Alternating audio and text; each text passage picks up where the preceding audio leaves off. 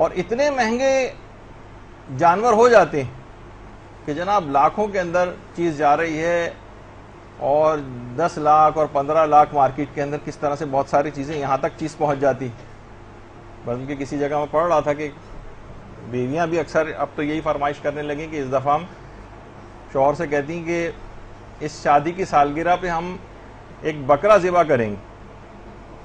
تو شوہر یہی کہتے ہیں غلطی میری تھی تو اس میں بکرے کا کیا قصور ہے، اور اتنے زیادہ تم کو پتہ نہیں کہ کتنے زیادہ مارکیٹ کے اندر مہنگے ہو گئے ہیں، اس سے تو بہتر ہے کہ مجھے کو قربان کر دو. تو بیوی کہتی ہیں کہ گدھے کی صرف کمائی جائز ہے، قربانی جائز نہیں.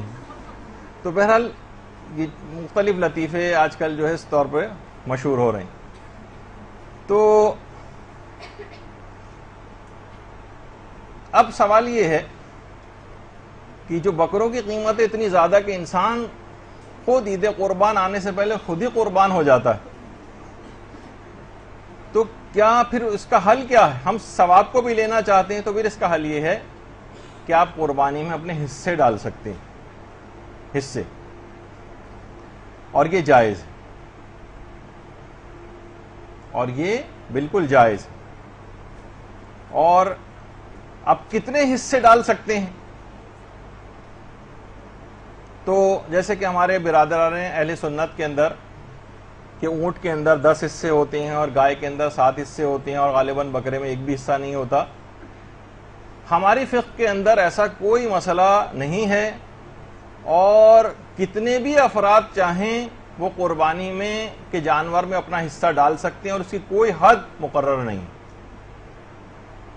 جتنے بھی زیادہ افراد چاہیں، 10 20 جتنے بھی افراد اس سے زیادہ بھی اگر ہونا چاہیں تو کوئی بھی حد مقرر نہیں ہے، اور اتنے حصے ڈالے جا سکتے ہیں.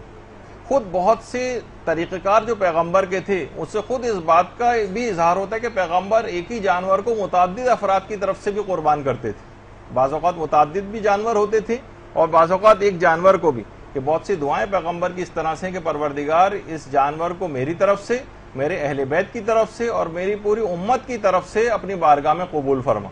یعنی پیغمبر جانور کے ذبح کے وقت یعنی ان سب کی نیتیں جو ہیں وہ کرتے تھے. تو کئی افراد کو بھی اس لحاظ سے حصے دار بنانے کی اجازت ہے.